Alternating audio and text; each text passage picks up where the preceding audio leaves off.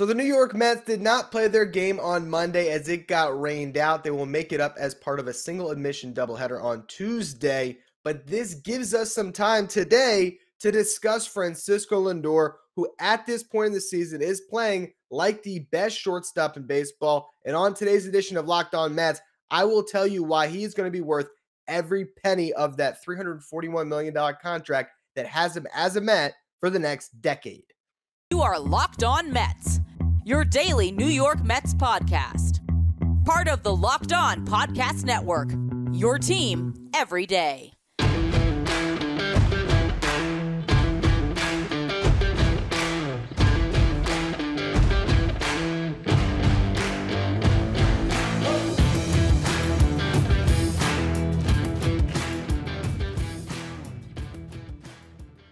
Hello to all you amazing Mets fans. You're watching Locked On Mets, part of the Locked On Podcast Network, your team every day.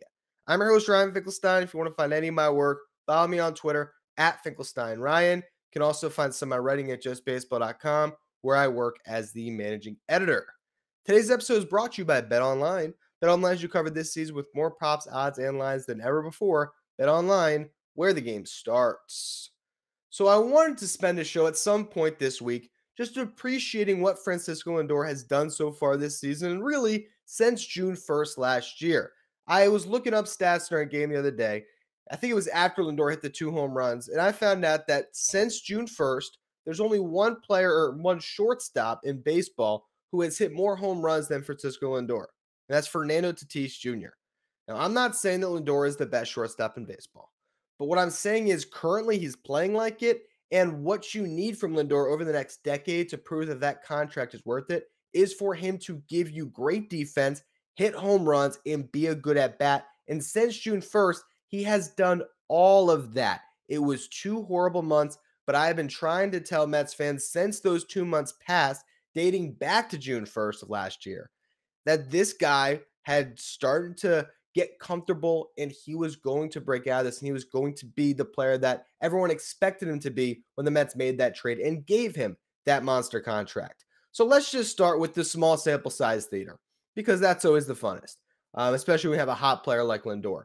Through 10 games this season, where does Francisco Lindor rank among shortstops? Well, first in runs scored at 9, RBIs at 7, home runs at 3, walk percentage at 20.9, isolated power at 333, and F-WAR at 0.7. He's top 3 in WRC plus at 198, which again measures hitters based on a league average of 100. So a 198 WRC plus means he's 98% better than your average hitter. And on base percentage is in the top 3 at 442, and his slugging percentage of 606 is in the top 10. Now let's look at a little bit of a larger sample size. Since June 1st of 2021, after the 2 awful months to start his Mets career, Francisco Lindor hitting 254, 352 on base, 495 slugging. That right there, before we talk about the home runs and anything else, if you're getting that slash line with his glove, he's worth the money. Okay, I know a 250 hitter, there's still old school fans that will scoff at it, but we care about on base now, and a shortstop who's playing gold glove defense, getting on base at a 350 clip and nearly slugging 500 is a extremely valuable player. You're talking about an 850 OPS guy. That is extremely solid if he's playing a premium position like shortstop, as well as Lindor plays shortstop. And we'll talk about the defense more in the next segment. Now, you look at his 132 WRC plus since June 1st. That is 32% better than your league average hitter and better than his career number, which the last time I checked was 117. Actually, I think it's 118 now that he's had this hot start to the season. But that shows you he's even been better since June 1st than some of the career numbers. All right, so then we talk about the F-WAR. Since June 1st, he is in 10th in all of baseball at 3.2. Now, F-WAR, of course, is Fangraphs wins above replacement. That's a cumulative stat. So the fact that he has played less games than the other 9 shortstops in that top 10, except for Tim Anderson, who's played an identical 89 games and has a 3.8 F-WAR, that just shows you that he is comfortably in that top 10. And that's what you expect, a top 10 shortstop. You look at the RBIs and the home runs. RBIs 59, that is 4th most, and again, in less games than the guys ahead of him. Home runs, he is tied for 2nd with 19. And then the WRC plus is 7th. Now, for further context on the home runs, Lindor has played less games than the other shortstops he's tied with. He's tied with Dansby Swanson, who as of Friday had played 117 games. Bo Bichette, 114. Carlos Correa, 102. Willie Adames, 96. Trevor Story, 95. Javi Baez, 94. Then you have Lindor at 86. So less games than all those guys, but the same home run production. So if it's a tiebreaker, I'd put him ahead of all those guys as far as the home run production he's been getting based on the playing time. The only person or the only shortstop with more home runs is Tatis Jr., and he's a ridiculous freak who hit 26 home runs in 92 games. And right now he's on the shelf, and it might still be a while before Lindor climbs over him in these rankings. The one other thing that I thought was really interesting going through the stats today, since June 1st, of all shortstops with at least 250 plate appearances, Francisco Lindor is leading baseball with a walk percentage of 12. That is elite. He is a great at bat. He goes up. He has an idea. He's a switch hitter. He is a very, very functional 2 or 3 hitter in your lineup. And he's a big reason why the Mets have gotten off to a great start. And I also want to remind you that since 2015, no shortstop in baseball has been more valuable according to Fangraphs wins above replacement at 32.8. And I also want to remind you that he has more shortstops. He has more home runs than any shortstops at 161. I still feel like I said that wrong. I don't know why. I butchered it in the beginning, and now as I hear it back, it doesn't sound right. So I'm going to say it again. 161 home runs, more than any shortstop since 2015. And lastly, I've already made the comp before. You can find past podcasts where I've talked about it. But the Carlos Beltran thing continues to be something that's prominent in my mind. Beltran's first year with the Mets, his WRC plus was 96. Second year with the Mets, 148 WRC plus. First year with the Mets, a 2.3 F4. Second year with the Mets, a 7.8 F4. Similar backgrounds, similar players playing premium positions who bring value with their glove and their bat. And year 2, when you're adjusting to New York on a big contract, is when you are comfortable and finally able to be yourself. And so far this year, that is what Lindor has been. In a minute, I want to talk about his defense and what that means to the Mets. And then I'll close out the show today, trying to forecast out what the next 10 years look like with Lindor as the star of this team. Before we get to that, betonline.net is your number one source for all of your betting stats and sports info. Find all the latest sports developments, league reviews, and news, including this year's basketball playoffs and the start of the Major League Baseball season. BetOnline is your continued source for all of your sports wagering information, from live betting to playoffs, esports, and more. Head to the website today or use your mobile device to learn more about the trends in the action. BetOnline, where the game starts. All right, outs above average. This is a stat that you can find on Baseball Savant, and to me, it's the best measurement of a solid defender. I like it more than offensive runs saved because it is crediting players based on their range. And I think that is something that I appreciate, particularly when evaluating a shortstop. So here is just the definition of outs above average before we talk about how Lindor ranks. It's a cumulative effect of all individual plays a fielder has been credited or debited with, making it a range-based metric of fielding skill that accounts for the number of plays made and the difficulty of those plays. For example, if a fielder catches an out with a 25% out probability, they are credited plus 0.7. If they fail to make that play, they are debited or they're taken away as negative 0.25. All right, so it's just the general basis of how this works, right? You make the routine plays, your outs above average will be better. You make the elite plays, that's where you take the step above other fielders at your position. Since outs above average began to be recorded in 2016, Francisco Lindor is tied with Nick Ahmed of the Diamondbacks with 103 outs above average, the most in Major League Baseball. Andrelton Simmons is third on the list at 81 outs above average. He's also prevented 77 runs, which is part of Baseball Savant's defensive tracking due to outs above average, and that is tied for the most in baseball at any position, along with Nick Ahmed. Now, last year, he was second in baseball behind Nicky Lopez of the Royals, who had 25 outs above average. Lindor had 20. So this is a player that, based on one of the preeminent metrics, is the best defensive shortstop in baseball, or at least one of the best. Now, I want to shout out one of the listeners to the show, Eddie Nathan, who me and him are going back and forth on, I want to say yesterday on Sunday, about Lindor's defense because there was that play that I thought was not a routine play. Eddie thought it was, where Lindor had to come in on that backhand. The ball was not hit very hard. He made a nice pick on that, which, in my opinion, not all shortstops make that pick. Eddie thought it was routine, which entitled to his own opinion. And Lindor didn't get the strongest throw over to first, and Pavin Smith, I believe, was able to beat it out. Now, Eddie was contending that Lindor does not make good plays in the hole. He doesn't have range that way, the way other great shortstops have in the past. I'm not trying to knock you, Eddie, but this is me finding information. I'll present you the information, which I did already a little bit in our DM. So it's not like I'm completely surprising you by this, but this is a little bit deeper that I dug today for the show. Going to his right since 2016, making plays in the hole, right? Since this metric has been recorded, Francisco Lindor has been worth 49 outs above average going to his right. Not only is that the best shortstop in baseball, he is the best defender in baseball going to his right. He has more range going to his right than literally any player in baseball right now. That's what this stat tells us. That's based on actual statistics and measurement, not just eye test. That's actually 16 outs above average better than any other player.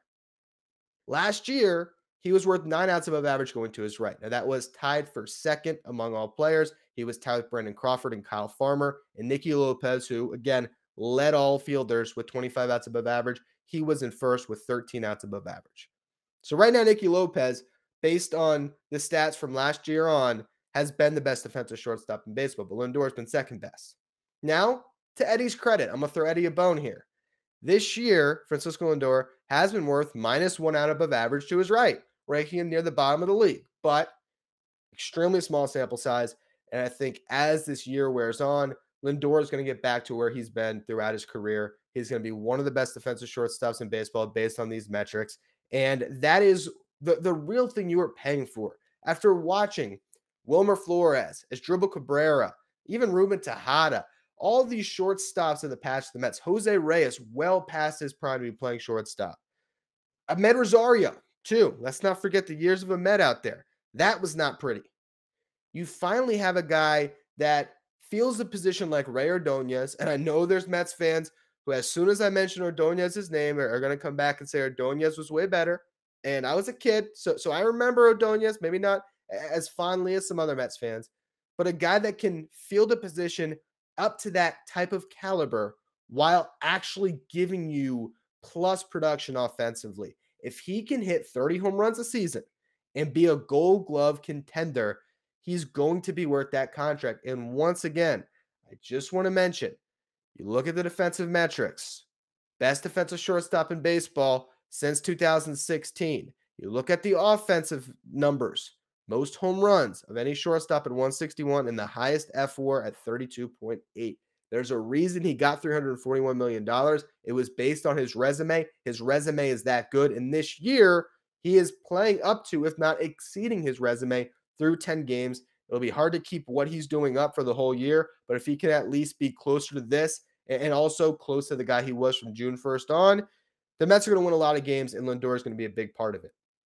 Now, in a minute, I want to talk about what the next 10 years look like with Francisco Lindor and also give you a little preview again about what will lie ahead in the doubleheader on Tuesday. Before we get to that, though, this episode is brought to you by Rock Auto. With the ever-increasing numbers of makes and models, it's now impossible for your local chain auto parts store to stock all of the parts you need. So why endure the pointless and seemingly intimidating questioning and wait while that person behind the counter just looks up your parts on their computer, choosing only the brand their warehouse happens to carry, when instead you can shop from hundreds of manufacturers at rockauto.com yourself and save 30%, 50%, maybe even 100% more for the exact same amount of parts that you're buying from that chain store or car dealership. Rock Auto is a family business that has been serving do-it-yourselfers for over 20 years. Their prices are reliably low for every customer, so go explore their easy-to-use website today and find the solution to your auto parts needs.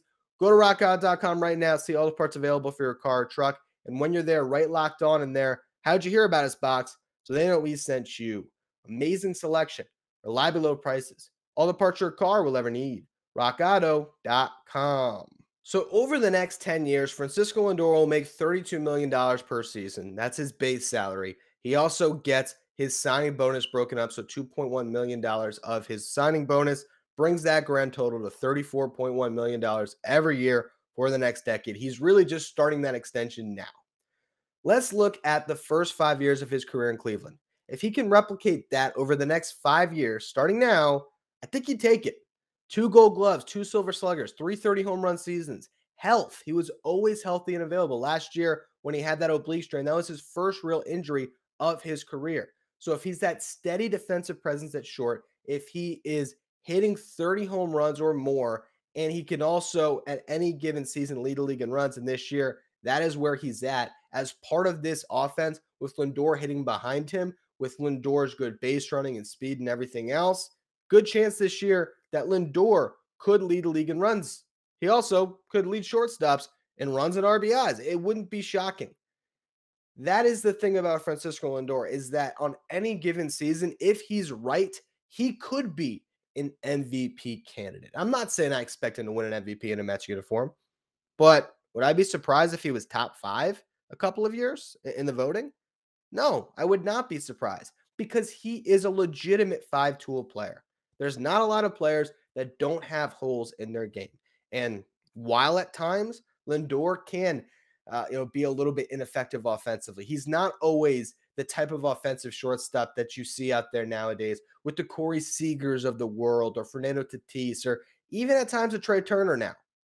But what Lindor brings you is just an all-around positive impact towards winning. And that really is the most important thing. The Mets win a World Series in the next decade. Lindor's contract was worth it. That's the simplest way you can boil it down. But when it comes to personal accolades, let's just say he's an all-star 4 more times, like he was in Cleveland. Let's just say he's able to win a couple of gold gloves, win a couple of silver sluggers, have some top 10 MVP finishes. This is a player that will be worth that contract. And I know there's concern about how he will age. The good thing is he's only 37 when this contract comes up. I think the final year of the contract he'll be playing his age 37 season. And so the one thing I'll say about that is defensively, he should be fine. Defensively, he should be able to hold up, because you look at Andrelton Simmons, he's still a good defensive shortstop at 32. Now, they started tracking defensive run saves in 2002, so I want to take it back even further. Let's look at Omar Vasquel, a shortstop who was known for an incredible glove. Omar Vasquel was 35 when they began to track defensive runs saved. Different defensive metric, one that Fangraphs uses, not one that Baseball Savant has, but another one that is trusted to analyze the defensive impact of a player. So, 2002 at 35, Vasquel was worth 10 defensive runs saved. In 2007, Vasquel was 40, and he was worth 16 defensive runs saved. Then, at 41, he was worth 9 defensive runs saved, but in only 92 games. He ended up playing until he was 45. After that season, the defense dropped off a little bit based on the defensive run saved metrics. He became about a replacement level shortstop, but it just shows you that the glove for Lindor could still be crisp and solid for the next 10 years. The bat, who knows? Bat speed slows down as you get older. We'll see what happens there. But I think there's a pretty good chance that Lindor is still a above average contributor across the board through his at least early 30s, maybe for the next 7 seasons, if not a little bit farther than that. And because of the age, that was why it was okay to give him that contract. And considering this window to contend right now, a position like shortstop that's so hard to develop. You look right now at the Mets farm system, Ronnie Mauricio, the top shortstop prospect. There's no evidence that he can stick at that position. I know there's some that are high on him, but he's also a guy that just keeps growing. I think the last I heard, he was like 6'6", 6'7" now, or something crazy. A good chance that he's a player that could end up over at third. Don't quote me on the height there. I know he's like north of 6'5", but regardless, he's a big guy that might move himself off of that position. He's very error prone out there. So it's really hard to develop a shortstop that can play the position well and can hit. And you have that locked up where you don't have to worry about it, where you can maybe put a little bit of a greater emphasis on drafting and signing international free agents that are outfielders that can maybe improve that area of your team. It's sort of like when the Mets had David Wright, where they didn't draft a good third baseman for a decade, because why would you? You had David Wright. So that's where the Mets are with Lindor. I think he got way too much flack last season because no one could, to look away from that batting average that would hover around 230 because of the first 2 months of the season. But if you give it context, if you look at the numbers, if you really focus in on what he's been since June 1st, and even better what he's been this season, he's worth $341 million. And um, I'm at a point now where, based on what I've seen, I'm not really willing to debate that any further. You're a team now that has an owner that is going to sign star players. This is the business model now. And this is a player that I think the Mets are way better to have right now. And I don't know what their um, expectations would be if they had a different shortstop playing every day. That's how good this guy is. Now, when it comes to the rainout, doubleheader today, 3:10 start on Tuesday, single admission doubleheader. Right now, it seems like they'll stick with the same schedule. So Alex Cobb versus Tyler McGill for the first game, but sometimes teams change that. So Scherzer might end up going first. We'll see exactly what these two teams decide to do. It'll be Logan Webb versus Max Scherzer in a game, unless these teams get creative and want to flip flop those matchups. Maybe both of them want a good chance to win a game. So maybe they want to throw their aces in different games. We'll see what they ultimately decide to do, but it's going to be a long and exciting day of baseball. A lot of good pitching. These are 9-inning games, no longer 7-inning games, which, as a daily podcaster who watches all the games, and then we'll have to record a podcast after it, can't say I'm happy. I'll be honest. I liked the 7-inning doubleheader, even though I know some fans didn't. For me, if you had to watch 2 games in one day, I liked how quickly those 7-inning games would go through. They would be frustrating when you lost them, for sure, because you just didn't have those extra few at bats to get back in the game. But I also did at times even like this idea that going into this day, when it came to your bullpens, if it was 7-inning doubleheaders, you would have a pretty good confidence that Max Scherzer could give you a complete game in one of those two. Now you're going to need a lot from the bullpen, and that's going to end up affecting them and carrying over into the final 2 games of this series. We will see how it plays out. And again, I'll be breaking down all of that on tomorrow's show. As always, thank you for listening. Make sure you follow, rate, and review wherever you get your podcast. Make sure you follow me on Twitter at Finkelstein Ryan. Follow the show at Locked On Mets. Thank you for making Locked On Mets your first listen every day. Now for your second listen, check out Locked On MLB, hosted by Paul Francis Sullivan, but we call him Sully. Locked On MLB is where you want to go to stay up to date on everything going on in Major League Baseball. You can follow Locked On MLB wherever you get podcasts.